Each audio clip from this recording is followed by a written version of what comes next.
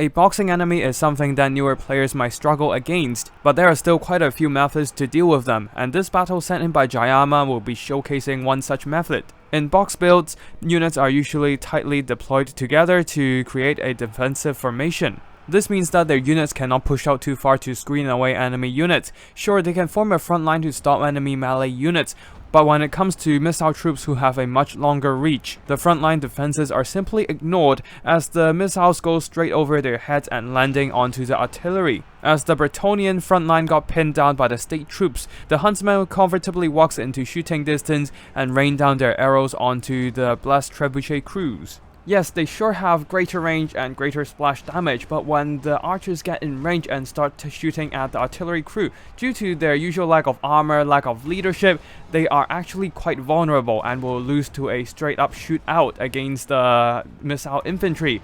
You can see that 2 huntsmen were able to break apart 2 blast few trebuchets, and they are only what? 2/3 of the cost of a blast trebuchet? Especially when artillery usually takes a long time to reload, that means their DPS is rather slow. Sure, they are doing some noticeable damage to the huntsmen, but at this point, 2/3 of that artillery damage output is gone, one of them even shattered, never coming back, while the whole Bretonnian box is in a disarray. That's why competent players, when they are spamming artillery, would aggressively push out their infantry to screen away enemy missile troops. If you see your opponent ordering their melee infantry hugging around their artillery, don't panic. As long as you can get your archers into shooting distance, you should be able to shoot down your opponent's artillery in a quick hurry. This is also why sometimes you would see Wood Elf players spamming their archers to counteract the Dwarf or Cathay artillery box.